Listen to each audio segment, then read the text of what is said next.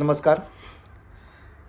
नीट 2024 या परीक्षेमध्ये जो काही गोंधळ झालेला आहे, या गोंधळाचा बऱ्याच प्रमाणामध्ये सध्या मोठा आवाज होताना दिसतोय आणि मुलं रस्त्यावर उतरली आहेत, आंदोलनं सुरू झाली आहेत. पण अजूनही NTA त्या मूळ प्रश्नाला कोणी हात घातलेला नाही आहे.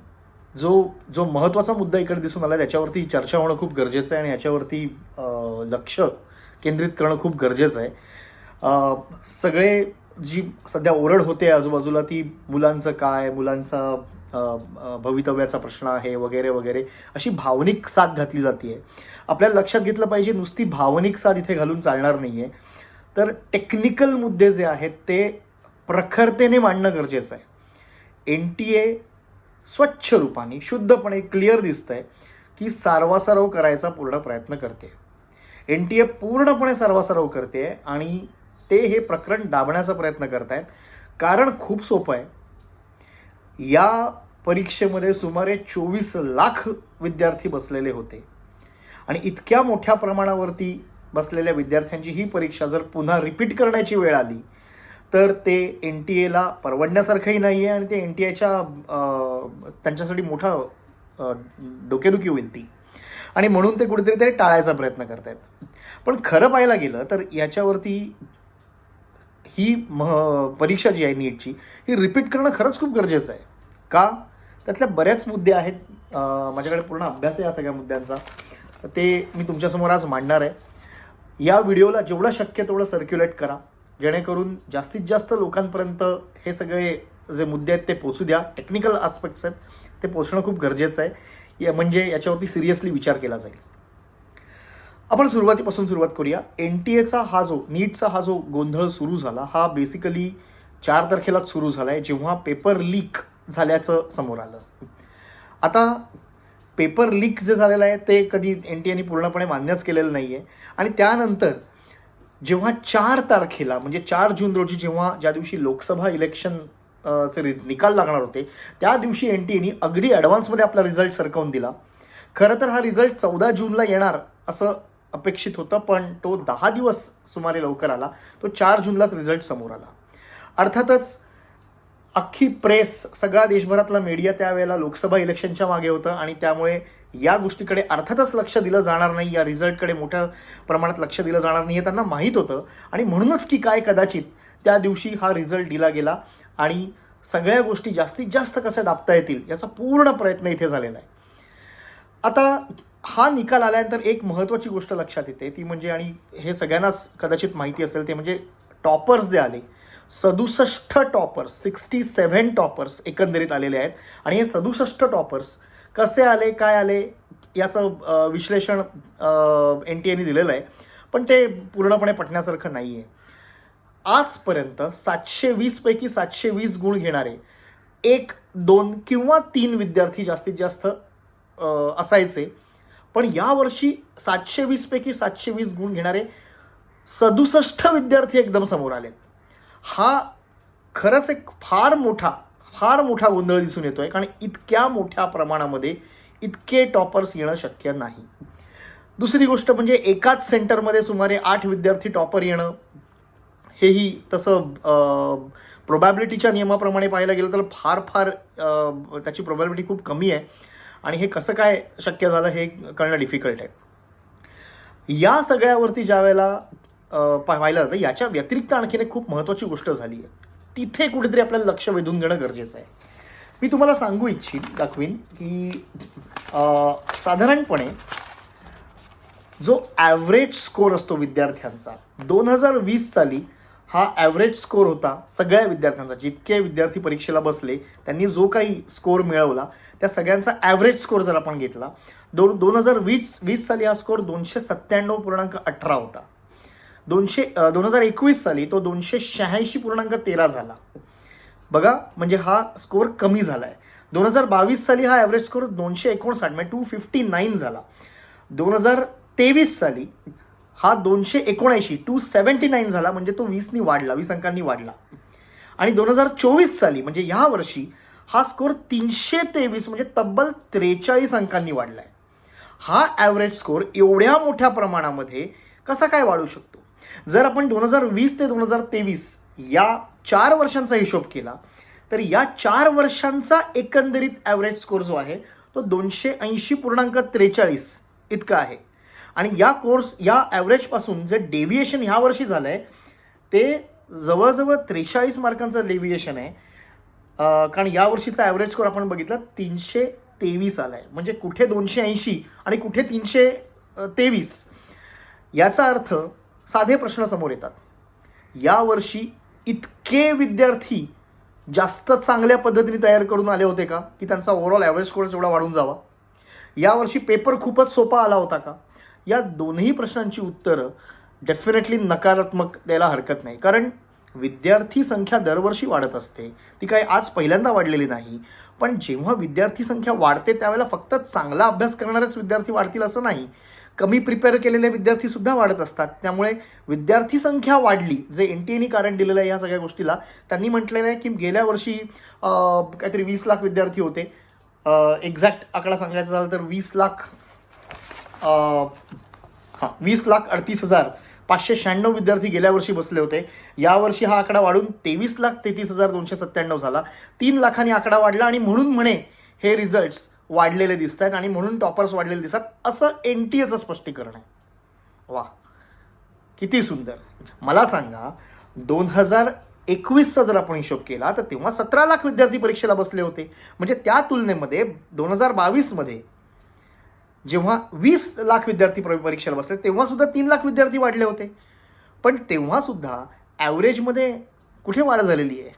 ती वाढ झालेली नाही आहे. दुसरी गोष्ट, तेव्हा तरी कुठे एवढे टॉपर्स वाढले होते? टॉपर्स वाढलेले नाही आहेत. दुसरा मुद्दा विचारात घेतला की पेपर सोपा होता का? तर अजिबात नाही. आम्ही आता मी स्वतः मागची जवळजवळ 14 ते 15 वर्ष या कॉम्पिटिटिव्ह एक्झामिनेशन्समध्ये शिकवतोय. नीट एक्झाम 2014ला सुरू झाली तेव्हापासून मी शिकवतोय आणि आत्तापर्यंतच्या जितक्या पेपरचं विश्लेषण आम्ही केलं आहे त्यातनं क्लिअर कळतं की यावेळेचा पेपर काही असाधारण सोपा पेपर असा नव्हता की ज्याच्यामध्ये सहजपणे एवढा स्कोर होऊ शकेल.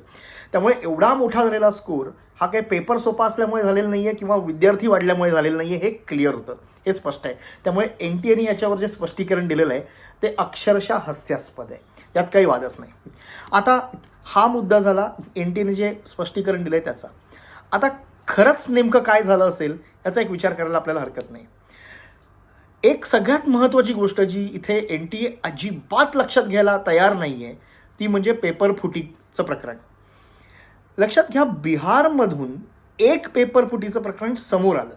त्याच्यानंतर गुजरातमध्ये सुद्धा एक समोर आलं, एक तेलंगणामध्ये समोर आलं, एक आंध्र प्रदेशमध्ये समोर आलं आणि या प्रत्येक ठिकाणी या पेपर फुटीची पोलिसांमध्ये तक्रार झालेली आहे. त्यातली जी पटनामध्ये झालेली तक्रार आहे त्याची FIR कॉपी माझ्याकडे आहे. ही FIR कॉपी मी तुमच्यासमोर ठेवतो. ही FIR इथे झालेली आहे, प्रॉपर FIR आहे. आणि या FIRमध्ये ही FIR झाल्यानंतर बिहार पोलिसांनी 13 जणांना एकंदरीत अटक केली. त्यामध्ये ही धांदल करायला मदत करणारे सेंटरवरचे लोक, ती धांदल करायला मुलांपर्यंत त्या सेंटरवरच्या लोकांशी कनेक्ट करणारे मधले एजंट्स आणि प्रत्यक्षात विद्यार्थी ज्यांच्यापर्यंत हा लाभ पोचलाय, अशा सगळ्या लोकांची या अटकेमध्ये नोंद आहे. हे FIRमध्ये स्पष्ट दिसतंय. आणि या विद्यार्थ्यांनी जे पोलिसांना स्टेटमेंट दिलेलं आहे त्याच्यामध्ये त्यांनी असं म्हटलंय की 4 तारखेच्या संध्याकाळी त्यांना एका हॉस्टेलवर घेऊन जाण्यात आलं आणि त्या हॉस्टेलवर सुमारे 20 ते 25 विद्यार्थी आणखीन होते आणि या सगळ्यांना प्रत्यक्षात नीटचा उद्या येणारा पेपर दाखवला गेला त्याच्या आन्सर कीच्या सकट आणि त्यानंतर त्यांना ह्या आन्सर की रटायला लावल्या गेल्या आणि दुसऱ्या दिवशी या मुलांनी परीक्षा दिली. आता जर आन्सर कीज बाहेर पडून, पेपर बाहेर पडून 25 मुलांपर्यंत पोहोचू शकतो तर तो सोशल मीडियावरती का जाऊ शकत नाही? तो सहज जाऊ शकतो. आणि मागच्या 2 ते 3 दिवसांमध्ये, रादर 5 दिवसांमध्ये आपण पाहतोय की सोशल मीडियावरती बरेचसे असे व्हिडिओज व्हायरल होत आहेत ज्याच्यामध्ये एका नामांकित कोचिंग क्लासेसच्या एका टेलिग्राम हँडलवरती अख्खा पेपर, नीटचा जो यावर्षी कंडक्ट झाला आहे तो अख्खा पेपर 4 तारखेला सकाळी 9 वाजताच त्या हँडलवरती प्रसिद्ध झालेला असल्याचं दिसतंय. आता या हँडलवरती सुमारे 17,000 विद्यार्थी आहेत, हे त्या हँडलच्या टायटलच्या खाली लिहिलेलं आहे. 17K फॉलोईंग म्हणून. 17,000 पैकी अगदी 5,000 विद्यार्थ्यांनी जरी हा पेपर पाहिला असेल आणि त्याचा वापर केला असेल तर डेफिनेटली हा एक मोठा पेपर लीकचं प्रकरण आहे. अर्थात हा व्हिडिओ किंवा अशा प्रकारचे अनेक व्हिडिओ जे सोशल मीडियावर फिरतात हे किती व्हॅलिड आहेत हे आपण सांगू शकत नाही किंवा NTA सुद्धा सांगू शकत नाही. याच्यासाठी CBI सारख्या एखाद्या इन्स्टिट्यूटनी, एखाद्या बॉडीनी मध्ये येऊन व्यवस्थित चौकशी करणं आणि सत्यापर्यंत पोहोचणं खूप गरजेचं आहे. NTA जे डिनायल मोडवरती आहे की असं काही घडलंच नाही, हे मुळात चुकीचं आहे. घडलेलं असण्याची शक्यता नकारता येत नाही हे NTAने म्हटलं पाहिजे आणि त्यांनी स्वतःच इनफॅक्ट CBIकडे तक्रार केली पाहिजे किंवा गव्हर्नमेंटला तक्रार केली पाहिजे की ही केस तुम्ही CBIकडे द्या म्हणून. स्टेट पोलिसांकडून हे करण्याची शक्यता किंवा हे करून घेण्याची शक्यता फार कमी वाटते, कारण एका राज्याशी निगडीत हा प्रकार नाही आहे. हा संपूर्ण भारतात पसरलेला प्रकार आहे, सगळीकडे झालेल्या गोष्टी आहेत. त्यामुळे NTAने स्वतःहून याची जबाबदारी घेऊन ही तक्रार केली पाहिजे आणि ते समोर येऊन त्यांनी याचा पाठपुरावा करायला लावला पाहिजे वेगवेगळ्या एजन्सीजना. ते न करता उलट NTA काय म्हणतं की NTA म्हणते असं काही घडलंच नाही. NTA म्हणते असं काही घडलंच नाही. त्यांनी त्यांच्या स्पष्टीकरणामध्ये त्या क्लिअरली म्हटलेलं आहे की पेपर फुटी घडलेलीच नाही आहे. जे काही 1-2 सेंटरवरती घडलेलं आहे ते अजूनही चौकशी त्याची सुरू आहे. त्याच्यामुळे मोठ्या प्रमाणावर पेपर फुटी घडली नाही असं आम्ही मान्य करत नाही. आता असं NTA का म्हणतं याच्याकडे येऊया.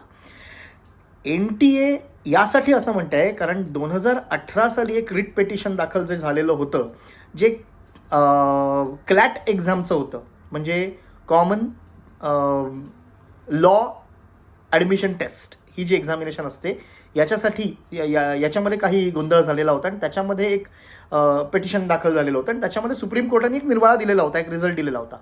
सुप्रीम कोर्टाच्या त्या निर्णयामध्ये हे स्पष्ट म्हटलेलं आहे की केवळ आणि केवळ वेळ गेल्यामुळे मुलांचा, फक्त मुलांचा वेळ गेल्यामुळे जो काही गोंधळ निर्माण झाला आहे तेवढ्यासाठी आपण तात्पुरती उपाययोजना या पर्टिक्युलर परीक्षेपुरती करावी आणि या परीक्षेचा निकाल लावावा असं सुप्रीम कोर्टाने त्यामध्ये सांगितलेलं आहे. सुप्रीम कोर्ट त्यात असंही म्हणतं की या पर्टिक्युलर परीक्षेमध्ये ओव्हरऑल परीक्षेची इंटिग्रिटी कुठेही भंग झालेली दिसत नाही, त्यामुळे पुन्हा परीक्षा घेण्याची गरज नाही. आता NTA कुठेतरी हे दाखवायचा प्रयत्न करत आहे की आमच्या या परीक्षेमध्ये सुद्धा कुठेही परीक्षेची इंटिग्रिटी अफेक्ट झालेली नाही आहे.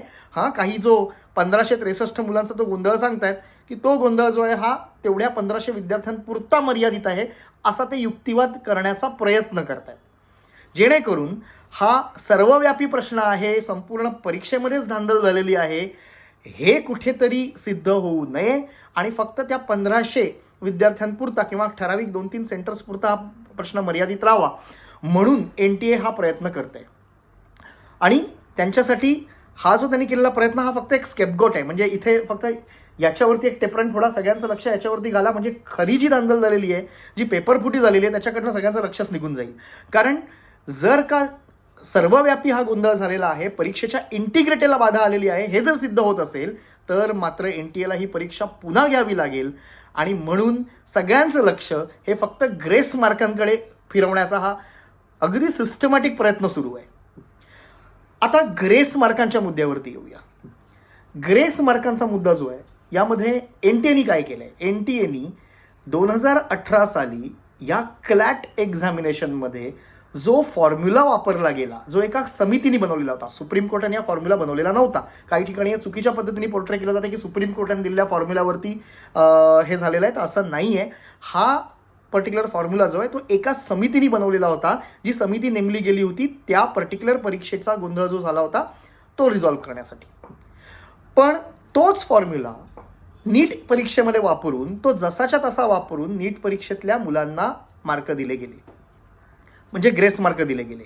1600 विद्यार्थ्यांना ग्रेस मार्क दिले गेले. काल जर तुम्ही पत्रकार परिषद पाहिली असेल NTAची तर त्यामध्ये क्लिअर म्हटलेलं आहे की हा फक्त 1553 विद्यार्थ्यांचा प्रश्न आहे, त्यांना फक्त हे मार्क दिले गेलेत का आणि अगदी -20 पासून 720 पर्यंत मार्क्स मुलांना मिळालेत. इथे NTAने फार फार हुशारीने रेंज सांगितली, किती मार्क मिळालेत त्या विद्यार्थ्याला, याची एकूण किती मार्क मिळालेत, त्याचा स्कोअर किती झालाय. पण हे त्यांनी कुठेही स्पष्ट नाही केलं. पत्रकारांनी पुन्हा पुन्हा प्रश्न विचारून सुद्धा त्यांनी स्पष्ट नाही केलं की ॲक्च्युली किती ग्रेस मार्क दिले गेलेत. म्हणजे ज्या विद्यार्थ्याला 720 मार्क मिळालेले आहेत, 6 विद्यार्थी असे आहेत ज्यांना ग्रेस मार्क मिळाल्यामुळे 720 मार्क मिळालेत पूर्णपणे. आणि हे ग्रेस त्या एका प्रश्नाचे ग्रेस मार्क नव्हेत, ते 44 विद्यार्थ्यांना मिळालेत. 715 त्यांचा स्कोर होता, 44 विद्यार्थ्यांना ते ग्रेस मार्क मिळाले, त्यांचा 720 स्कोर झाला. चला, ही गोष्ट आम्ही तरी ग्राह्य धरतो. पण त्यानंतर 6 विद्यार्थ्यांना ग्रेस मार्क मिळालेले असल्यामुळे, कुठले, त्या एका प्रश्नाचे नव्हे तर फॉर्म्युलानी वेळ गेल्यामुळे, त्यांचा वेळ गेला किंवा त्यांना पेपर मिळायला उशीर झाला किंवा ज्या काही तक्रारी त्यांनी केल्या असतील त्याच्यामुळे त्यांचा किती वेळ गेला हे कॅल्क्युलेट करून त्याप्रमाणे त्यांना ग्रेस मार्क दिले गेले आणि त्या ग्रेस मार्कांमुळे 720 मार्क त्यांना मिळाले. आता त्यांचा मूळ स्कोर किती होता, त्यांना किती जास्तीचे मार्क दिले गेले, अशा किती विद्यार्थ्यांना ग्रेस मार्क दिले गेलेत, ते किती दिले गेलेले आहेत याचा कुठेही NTA उल्लेख करत नाही. आणि इथेच मित्रहो लबाडी आहे. कारण NTAला माहिती आहे ते जर मार्क त्यांनी डिस्क्लोज केले किती मिळाले कोणाला, तर त्याच्यावरती स्पष्टपणे हे कसं रद्दबातल सहज ठरवता येतं हे समोर येणार. का, तर आपण एक गंमत पाहूया. ही जी क्लॅट एक्झाम झालेली होती ज्याच्यामध्ये हा फॉर्म्युला निर्माण झाला की जर का विद्यार्थ्यांचे मार्क गेले तर त्यांना वेळ गेला तर त्यांना त्याचं कम्पेन्सेशन मार्कांमध्ये देता आलं पाहिजे. हा जो फॉर्म्युला बनला त्यावेळेला कंडिशन्स किती वेगळ्या होत्या आणि नीटच्या कंडिशन्स किती वेगळ्या आहेत याचा आपण एक आढावा घेऊया. क्लॅट एक्झामिनेशन जी आहे, ही या एक्झामिनेशनमध्ये हा 200 मार्कांचा पेपर असतो, त्याच्यामध्ये 200 प्रश्न असतात आणि या संपूर्ण परीक्षा घेण्याची जी पद्धत आहे ती ऑनलाईन पद्धतीने आहे. बरं, त्या परीक्षेमध्ये जो गोंधळ झालेला होता तो ऑनलाईन टेक्निकल ग्लिचेस होते. म्हणजे लॉग इन न होणं, पुन्हा पुन्हा लॉग इन करायला लागणं किंवा कम्प्युटर हँग होणं, कधी कधी इलेक्ट्रिसिटी गेल्यामुळे त्याच्यामध्ये थोडाफार प्रॉब्लेम येणं, काही ठिकाणी चालू परीक्षा सुरू असताना एका लॉगमध्ये थोडासा वेळ जाणं, याच्यामध्ये काही सेकंदाचा ते काही मिनिटांचा वेळ मुलांचा गेलेला होता. आणि ही एक्झामिनेशन ऑनलाईन असल्यामुळे त्यांच्याकडे सेकंदागणिक हिशोब होता. त्यामुळे तुम्ही पाहाल या फॉर्म्युलामध्ये, जर आपण हा फॉर्म्युला तुम्ही जर जजमेंट उघडून पाहाल 2018च्या ह्या पर्टिक्युलर केसचं, जे मी इथे दाखवायचा प्रयत्न करतो, हे ते जजमेंट आहे 2018च्या केसचं. या जजमेंटमध्ये एक चार्ट त्यांनी दिलेला आहे आपल्या रेफरन्ससाठी. त्या चार्टमध्ये जर आपण पाहिलं तर असं दिसतंय, साधारणपणे जे जास्तीत जास्त मार्क एखाद्या विद्यार्थ्याचे गेलेले त्यांनी दाखवलेत, म्हणजे ॲटलिस्ट या चार्टमध्ये दाखवलेत, त्यात 553 सेकंद, म्हणजे फक्त 553 सेकंद एका त्या विद्यार्थ्याची गेलेली होती. आणि त्याच्याप्रमाणे बॅक कॅल्क्युलेशन झालं. आता हे कॅल्क्युलेशन त्यांनी कसं केलं आहे हे बघणं खूप इंटरेस्टिंग आहे बरं. हे बॅक कॅल्क्युलेशन नेमकं त्यांनी कसं केलं, तर 553 मिनटं त्या विद्यार्थ्याची वेस्ट झालेली आहेत. समजा एकूण 200 मिनिटांमध्ये त्यातला जो काही वेळ त्याला मिळाला त्याच्यामध्ये त्यांनी जेवढे प्रश्न सॉल्व्ह केले आणि त्याच्यामध्ये त्याचा जो स्ट्राईक रेट होता, म्हणजे 100 पैकी किती प्रश्न त्याचे बरोबर आले आणि किती चुकले, याला आपण स्ट्राईक रेट म्हणूया सोप्या भाषेत. तर त्या विद्यार्थ्याचा किती स्ट्राईक रेट तेवढ्या वेळात होता, तो वेळ आणि तो स्ट्राईक रेट मल्टिप्लिकेशन फॅक्टर गृहीत धरून जो उरलेला वेळ आहे त्या वेळेला तो गुणला गेला आणि त्याच्यावरनं एक्स्ट्रापोलेट करून हा त्यांचा नवा स्कोर काढण्यात आला. आता खरं तर पाहता 553 सेकंद म्हणजे हार्डली 9 मिनिटाचा तिकडे वेळ असतो. पण नीट परीक्षेमध्ये हा जो गोंधळ झालेला आहे याच्यामध्ये जर आपण नीट पाहिलं तर एक दोन विद्यार्थ्यांच्या मार्कशीट्स तुम्हाला दिसतील समोर आलेल्या किंवा त्यांचे गुण दिसतील समोर आलेले. NTA जी OMR रिलीज करते त्या OMRमध्ये त्या विद्यार्थ्याला साधारणपणे 350 ते 400च्या आसपास मार्क आहेत आणि ग्रेस मिळाल्यानंतर ते मार्क 450 ते 500च्या घरात जात आहेत. म्हणजे जवळजवळ 70 मार्क, 80 मार्क, 100 मार्क इतके मार्क सुद्धा ग्रेसमध्ये दिले गेलेले आहेत. आता 100 मार्क नीट परीक्षेमध्ये ग्रेसमध्ये देणं म्हणजे हा मूर्खपणा नाही आहे का? ज्यांना नीट एक्झाम माहिती आहे ती काय असते, एकेका मार्कानी रँक किती वर खाली होतो हे जर ज्यांना माहिती आहे, ते 100 मार्क आणि 200 मार्क जर कोणाला दिले गेलेले असतील किंवा 70 मार्क जरी दिले गेले असतील तर हा शुद्ध वेडेपणा आहे, इलॉजिकल प्रकार आहे, हे कोणीही सहजपणे सांगेल. बरं, दुसरी गोष्ट अशी, नीटची परीक्षा ही काही ऑनलाईन होत नाही आहे, ती ऑफलाईन होते.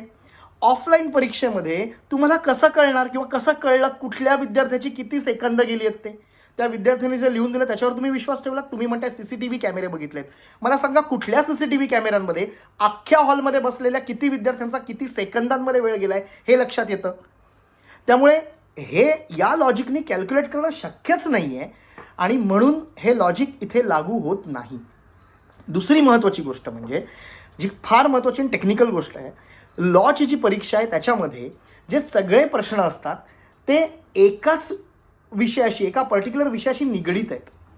तो एकसंध पेपर आहे. त्याच्यामध्ये बायोलॉजी, फिजिक्स, केमिस्ट्री असे जे 3 वेगवेगळे गट आपल्याकडे नीटमध्ये असतात तसे गट नव्हते मुळात. आता आपण नीट एक्झाम देताना मुळात काय करतो, ज्या वेळेला बायोलॉजीचा पेपर एखादा विद्यार्थी पाहतो आणि मोस्टली मुलांसाठी बायोलॉजी सोपं असतं आणि सगळी मुलं आधी बायोलॉजी सॉल्व्ह करतात, ज्याच्यामध्ये 90 पैकी 90 प्रश्न योग्य परफेक्ट पद्धतीने सॉल्व्ह करणं हे काही अजिबात कठीण नसतं. खरा खेळ सुरू होतो तो जेव्हा केमिस्ट्री किंवा त्याही पुढे फिजिक्सकडे मुलं जातात तेव्हा हा खेळ सुरू होतो. आता मला सांगा, जर का एखाद्या विद्यार्थ्यांनी बायोलॉजी आणि केमिस्ट्री आधी सॉल्व्ह केला असेल, जो त्याचा खूप चांगला आहे, व्यवस्थित आहे, तर त्याचा स्ट्राईक रेट तिथे नक्कीच जास्त असणार आहे. पण नंतर जेव्हा तो फिजिक्समध्ये गेला, जो फिजिक्स त्याच्यासाठी कठीण होता, अदरवाईज सुद्धा त्यांनी त्या 45 पैकी मे बी 15 प्रश्न सॉल्व्ह केले असते किंवा मे बी 25 प्रश्न सॉल्व्ह केले असते, तो फक्त माझा वेळ गेला 30 मिनिटाचा या कारणास्तव त्या फिजिक्समधले सगळे मार्क मिळवतो, कारण त्याचा स्ट्राईक रेट केमिस्ट्री आणि बायोलॉजीमध्ये चांगला आहे. मला सांगा, बायोलॉजी आणि केमिस्ट्रीतला स्ट्राईक रेट फिजिक्समध्ये लावणं शक्य आहे का? त्यामुळे हे लॉजिक जे इथे NTAने लावलेलं आहे, हे ग्रेस मार्क देण्यासाठी, हे मुळात चुकीचं लॉजिक आहे आणि ते कुठल्याही परिस्थितीमध्ये या नीट परीक्षेमध्ये लावता कामा नये. आता ह्या लॉजिकने त्यांनी जे काही मार्क दिले त्यातनं 718, 719 मार्क कसे आले याच्याबद्दल त्यांनी सगळं छान स्पष्टीकरण गोड आपल्याला दिलेलं आहे. पण मुळात हे लॉजिक लावणंच चुकीचं आहे. हे लावून मुलांना ग्रेस मार्क देणं योग्य नाहीच आहे. यात NTA म्हणते फक्त 1600 विद्यार्थ्यांचा प्रश्न आहे. 1600 विद्यार्थ्यांचा प्रश्न हा नाही आहे. NTAने असंही म्हटलेलं आहे की 1600 विद्यार्थ्यांना जरी आम्ही मार्क तेवढेच दिले तरी त्यांचा रँकमध्ये काही फरक पडणार नाही आणि इतर मुलांच्या रँकमध्ये सुद्धा त्यातनं फरक पडणार नाही. हे कसं शक्य आहे? मला सांगा, रँकमध्ये जरी फरक पडला नाही, तो आकडा तेवढाच दिसला तरी एकाच आकड्यावरती ज्या वेळेला 500 मुलं येतील किंवा 100 मुलं येतील त्यावेळेला त्यांच्या बर्थडेटप्रमाणे हा आकडा वरखाली होतोच की नाही हे आपल्याला माहिती आहे. त्याच्यामुळे एकाच आकड्यावरती ज्या वेळेला इतकी लोक येतील तेव्हा त्याच्या खालचा जो आकडा आहे त्या व्यक्तीवरती अन्याय होणार नाही का? तो डेफिनेटली होणार. त्याच्या खाली जेवढी मुलं आहेत तेवढ्यांवरती तो नक्की अन्याय होणार. त्यामुळे 1600 विद्यार्थ्यांना जर जास्त मार्क मिळाले तर अर्थातच त्याचा पुढच्या 1600 विद्यार्थ्यांवरती हा परिणाम होणारच आहे. त्यांचा स्कोअर खाली जाणारच आहे आणि काहीही आश्चर्य वाटण्याची गोष्ट नाही की त्यामुळे आपले जे यावर्षीचे जे जे कट ऑफ्स आहेत तेवढे वरती जात आहेत. सोपी गोष्ट आहे. तुम्ही ग्रेस मार्क देताय, तिथे काही कट ऑफ वरती जातोय. पेपर लीक झालेला आहे, त्याचा फायदा काही लोकांना मिळालेला आहे, तिकडे कट ऑफ वरती जातोय. या सगळ्याचा एकंदरीत आपण विचार केला तर यावर्षी झालेल्या धांदलीमुळे हा कट ऑफ वरती गेलेला आहे. त्यामुळे ज्या विद्यार्थ्यांनी भरपूर अभ्यास करून 610, 620, 600 किंवा इव्हन 590ही चांगला स्कोर आहे, एवढे मार्क मिळवलेले आहेत, त्यांना सुद्धा गव्हर्नमेंट कॉलेजमध्ये MBBSची सीट मिळताना दिसत नाही आहे. हा डेफिनेटली गोंधळ आहे आणि याला सहजपणे पूर्वीच्या एखाद्या खटल्यावरनं त्याप्रमाणे रेफरन्स घेऊन आम्ही केलं आहे आणि गोंधळ काही म्हणजे पेपरफुटी झालेलीच नाही आहे. हा अशा पद्धतीने युक्तिवाद मांडणं NTA म्हणजे सपशेल सारवासारव आहे, सपशेल धुळफेक आहे. याला काहीही कुठलाही अर्थ नाही. एक आणखीन महत्त्वाची गोष्ट मी इथे नमूद करीन. 2018च्या खटल्यामध्ये सुप्रीम कोर्टाने जी ऑर्डर पास केलेली आहे त्या ऑर्डरमध्ये त्यांनी यामध्ये त्या कमिटीने ज्या कमिटीने हा सुझाव दिलेला या फॉर्म्युलाचा, त्या कमिटीनेच त्यामध्ये म्हटलेलं आहे की जरी या विद्यार्थ्यांना आपण वाढीव मार्क दिले तरी त्याचा इतरांवर परिणाम होऊ नये म्हणून त्यांना जो रँक दिला जाईल तो rank same rank A, same rank B, same rank C असा त्याला गणला जाईल आणि त्यांना सुद्धा त्याच कॉलेजमध्ये तीच सीट मिळेल जी इतरांना मिळेल. याचा अर्थ त्यांनी त्याच्यामध्ये आणखीन एक व्यवस्थित खणखणीत लाईन ॲड केलेली आहे की यासाठी ॲडहॉक सीट्स निर्माण कराव्या लागतील. याचा अर्थ या विद्यार्थ्यांना नव्या सीट्स जनरेट करून त्यांना द्यावे लागतील, कारण त्यांना आपण ग्रेस मार्क दिलेत आणि त्यांना त्या रँकवरती बसवलंय. म्हणजे तेव्हा तो रँक ऑलरेडी ज्यांना मिळालाय त्यांचं नुकसान होणार नाही. Ad hoc seats. पण हे कुठे त्यांनी म्हटलेलं आहे? लॉच्या केसमध्ये, लॉची जी एक्झाम होती त्या केसमध्ये. आता लॉ कॉलेजेसमध्ये ॲडहॉक सीट निर्माण करणं काही कठीण नाही आहे. ते करता येण्यासारखं आहे, कारण तिकडे इन्फ्रास्ट्रक्चर आणि बाकी एक्सपर्टीजची गरज लागत नाही जी मेडिसिनसाठी लागते. त्यामुळे आणि दुसरी आणखीन एक इंटरेस्टिंग गोष्ट म्हणजे जी बॉडी क्लॅटची ही एक्झामिनेशन कंडक्ट करते तीच बॉडी काउन्सिलिंग पण करते, तीच बॉडी सीट्स पण गव्हर्न करते, नंबर ऑफ सीट्स पण गव्हर्न करते, सीट डिस्ट्रीब्युशन पण गव्हर्न करते. त्यामुळे एकच बॉडी तिनेच केलेल्या एक्झाममध्ये गोंधळ असेल तर तो सावरण्यासाठी त्यांनी स्वतःहून एक शपथपत्र देऊन टाकलं की आम्ही हे करू म्हणून आणि आम्ही सीट्स वाढवू, तुम्ही मार्क द्या, ग्रेस मार्क द्या. आता नीट परीक्षेमध्ये जर का ग्रेस मार्क दिले गेले तर नीट लक्षात घ्या, NTA नीट परीक्षा फक्त कंडक्ट करते, त्याचे स्कोर देते. सीट डिस्ट्रीब्युशन NTAच्या हातामध्ये नाही. सीट डिस्ट्रीब्युशन नीटचं जे आहे हे मेडिकल काउन्सिलच्या हातामध्ये आहे, तसंच आयुष मंत्रालयाच्या हातामध्ये आहे. आता मेडिकल काउन्सिल आणि आयुष मंत्रालय आपापल्या सीट्समध्ये वाढ करणार आहेत का, हा प्रश्न आहे. जर ग्रेस मार्कांमुळे ॲडिशनल मुलं वरच्या रँकला येत आहेत तर मागच्या ज्या रिझल्टचा किंवा ज्या सुप्रीम कोर्टच्या जजमेंटचा हवाला देत NTAने हा निर्णय घेतला आहे त्या हवाल्यामध्येच लिहिलेलं आहे की सीट्स वाढवणं, ॲडहॉक सीट्स देणं. हे ॲडहॉक सीट्स मेडिकल काउन्सिल MBBSच्या सीट्समध्ये देणार आहे का किंवा आयुष मंत्रालय देणार आहे का? आणि जर ह्या ॲडहॉक सीट्स ते देणार नसतील तर मग या पद्धतीलाच मुळात आव्हान देता येईल. हे पूर्णपणे चुकीचं होत आहे आणि हा कुठेही म्हणजे न्याय होत नाही आहे. आणि म्हणून मित्रहो, याच्यावरती आपल्याला सगळ्यांनाच आवाज करणं गरजेचं आहे. मी तुम्हाला सगळ्यांना एकच अपील करीन, तुम्ही बरेच विद्यार्थी आहात, सगळ्यांनी ही पर्टिक्युलर एक्झामिनेशन दिलेली आहे. तुम्ही आकार्सचे विद्यार्थी असाल किंवा आकार्सच्या बाहेरचे विद्यार्थी असाल, माझ्यासाठी सगळे विद्यार्थी सारखेच आहेत. पण तुम्हाला मी एक नक्की सांगेन की NTAचा जे ग्रेव्हियन्सचा जो ईमेल ID आहे, तुम्हाला तुमच्या प्रॉस्पेक्टसमध्ये तो ईमेल ID मिळेल. त्या ईमेल ID वरती तुम्ही सगळ्यांनी, जर तुम्ही तुमच्या ब्लॉकमध्ये असताना 5 मिनिटं जरी तुमची मिस झालेली असतील किंवा वाया गेलेली असतील तर त्याच्याबद्दल एक रिपोर्ट ताबडतोब एक ईमेल लिहा, आत्ता लिहा. कारण 2018मध्ये सुद्धा हे झालेलं होतं. केस चालू झाल्यानंतर सुद्धा बऱ्याच विद्यार्थ्यांनी नंतर ईमेल केलेले होते आणि त्यांना सुद्धा त्याचा फायदा दिला गेला होता. म्हणजे जर फायदा द्यायचाच असेल तर मग त्या सगळ्यांना मिळू दे ज्यांचा हा प्रॉब्लेम झाला होता. आता आधी प्रॉस्पेक्टसमध्ये त्यांनी हे कधी दिलेलं नव्हतं की तुमचा वेळ गेला तर तुम्ही इथे ग्रेव्हियन्स फाईल करा म्हणून. पण आता काही विद्यार्थ्यांनी ग्रेव्हियन्स फाईल केला, तो सुद्धा त्याच्यात कधी त्यांनी रिस्पॉन्स दिला नाही NTAने आणि मग म्हणे ते कोर्टामध्ये गेले आणि कोर्टामध्ये गेल्यामुळे NTAला ॲक्शन घ्यावी लागली. याचा अर्थ कोर्टात गेल्यानंतरच NTA ॲक्शन घेणार नाही तर ॲक्शन घेणार नाही, तो विषय वेगळा. पण आत्ता तरी आपल्याला संधी आहे, आपल्या परीक्षा केंद्रामध्ये 5 मिनिटाचा जरी गोंधळ झाला असेल किंवा त्याच्या मेथडमध्ये, कारण मी ऐकलं एका परीक्षा केंद्रावरती असं झालं की OMR आन्सरशीट दिल्या गेल्या होत्या पण OMRमध्ये काही मार्क करू नका म्हणून सांगितलं होतं जोपर्यंत आम्ही म्हणजे इन्व्हिजिलेटर त्याच्यावर सही करत नाही. 40 मिनिटासाठी ती OMR थांबवून ठेवलेली होती आणि मुलांना सांगितलं होतं तुम्ही पेपरवर टिक करा तुमचे आन्सर्स आणि मग नंतर OMRमध्ये भरा. याच्यामध्ये आम्ही मुळात मुलांना ट्रेनिंग देताना सांगतो की अशा पद्धतीने पेपर सॉल्व्ह करू नका, त्यात गोंधळ होऊ शकतो. कारण तुम्ही आधी टिक केलं आणि नंतर ते काळे गोळे केलेत तर प्रॉब्लेम काय होतो की तुम्ही कधी कधी मिसमॅचिंग करता तिथे. म्हणजे 14व्या प्रश्नाचं उत्तर तुम्ही 15व्या उत्तराला मार्क करू शकता आणि तिथून अख्खं फ्रेमशिफ्ट म्युटेशन होऊ शकतं. फ्रेमशिफ्ट म्युटेशन म्हणजे काय तुम्हाला सगळ्यांना माहिती आहे, अख्खं फ्रेमशिफ्ट तिकडे होऊ शकतं आणि म्हणून आम्ही सांगतो हे करू नका. बरं, त्याच्यात वेळही जास्तीचा जातो आणि काही सेंटरवरती तर हे पण झालं. तर अशा प्रकारचे मुद्दे सुद्धा जे घडलेले आहेत, इन्व्हिजिलेटरने तुम्हाला जर काही त्रास दिला असेल तर हे सगळं ताबडतोब ह्या ईमेल ID वरती ग्रेव्हियन्समध्ये लिहून पाठवा आणि शक्य असेल तर त्याला CC मध्ये मार्क करा, akarsedu@gmail.com. मी खाली डिस्क्रिप्शनमध्ये हा ईमेल ID देतो. CC मध्ये मार्क करा, akarsedu@gmail.com. याचा अर्थ काय होईल की माझं सुद्धा या सगळ्या ग्रेव्हियन्सेसवरती लक्ष राहील आणि मी कंटिन्युअसली मेनस्ट्रीम मीडियासोबत चर्चेमध्ये आहे. त्यांच्याकडे आपण हा मुद्दा मोठ्याने उठवू आणि जर गरज पडली तर या सगळ्या कंप्लेंट्सना एकत्रितपणे घेऊन आपण कोर्टाची पायरीसुद्धा चढू शकतो आणखीन एका बाजूनी. त्यामुळे अधिकाधिक लोकांनी यामध्ये उतरणं, या चळवळीमध्ये उतरणं आता गरजेचं आहे. घरी बसू नका, नुसते बसून राहू नका.